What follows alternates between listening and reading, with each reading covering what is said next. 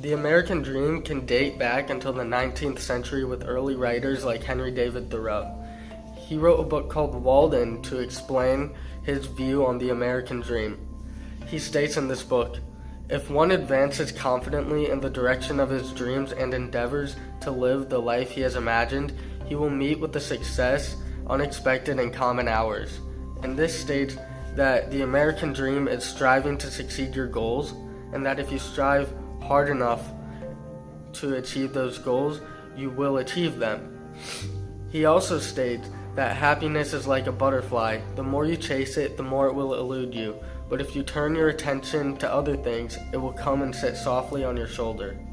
This means that to achieve the American dream, you need to be happy. And happiness doesn't come with a force. It just comes randomly with no cost. He also states, never look back unless you're planning to go that way. And that is, if you want to achieve your goals, never look back. Just keep looking to the future. A character in writing that strives to achieve their goals is Captain John Yossarian in Joseph Heller's book, Catch-22. We have Joseph Heller here to interview him on his view of Yossarian and how he tries to achieve his dreams. Thank you for having me. Yossarian's dream is pretty simple. It's that his dream is he wants to be a hero.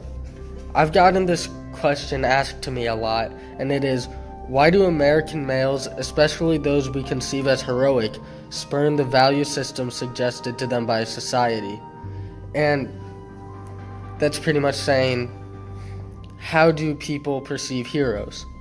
And that is, heroes have power. Heroes value life. They promote justice, which is they give people what they deserve.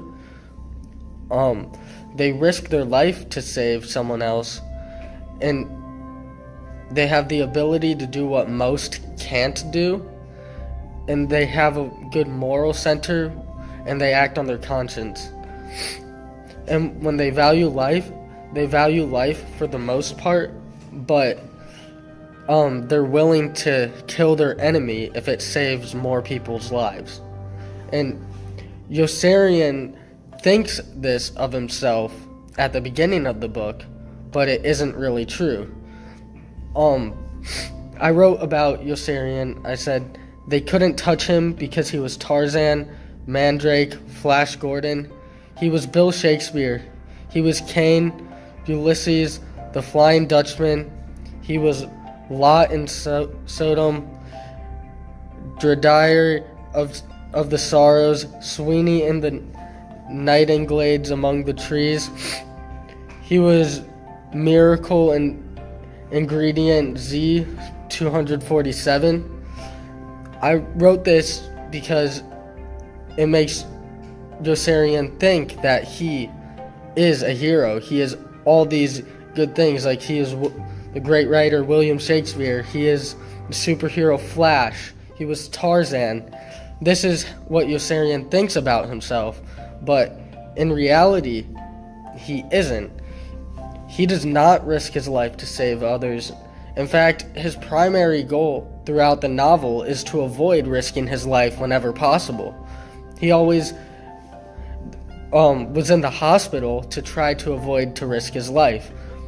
The book starts and it ends with Yossarian in the hospital to show how he tries to get out of trying to save others. He doesn't risk his life for others. The system of values around Yossarian is so skewed that this approach seems to be the only true moral stance he can take, if only because it is so logical. Because a lot of other characters in the book seem to just fight war as like it's a game.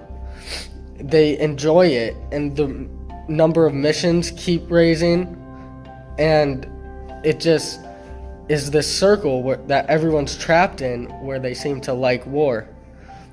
And later in the novel, Yossarian seizes hold of the one true logical idea, that he should try to preserve life. And then this is what this is what gets Yossarian to start acting as a hero.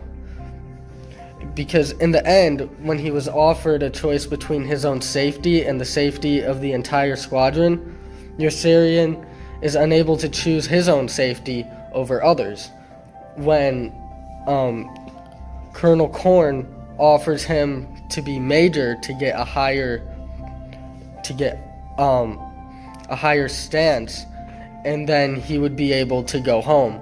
But he felt as if he would abandon his squadron, and he could not do that. Yossarian also seemed to care about Orr near the end after Orr's crash, when at the beginning he said he was thinking of ways to kill Orr.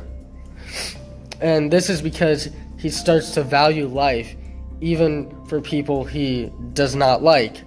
And Nately's Horror's kid sister, Yossarian seems to worry about her, even though he does not even know her. And when Nately's Horror tries to attack Yossarian, Yossarian doesn't fight back. Near the end of the book, they tell Yossarian that he is running away from his responsibilities. And Yossarian's response is, "I'm not running away from my responsibilities, I'm running to them. There's nothing negative about running away to save my life. You know who the escapists are, don't you?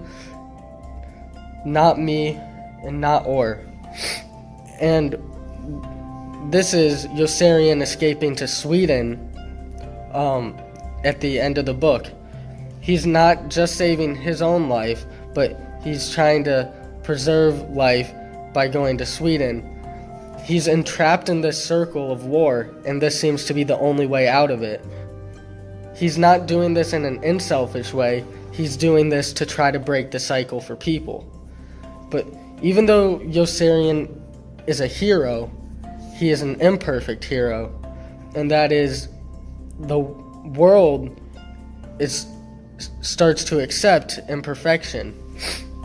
That's the whole message that I like to bring from this book, is that Yossarian's an imperfect hero, and people accept imperfection now. And imperfection allows to strive for something better. In the article Retreat to Tribalism by David Brooks, he says, "We've gone to an identity in politics that emphasizes having a common enemy.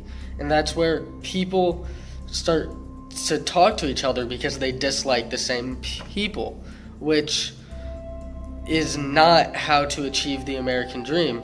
Because to achieve the American dream, like Henry David Thoreau said, you need to be happy." In The American Dream is Alive and Well by Samuel J. Abram, he says that 65% of people say that to achieve the American dream, they need to become wealthy and have a good career. And that is halfway true if their goal is to become wealthy.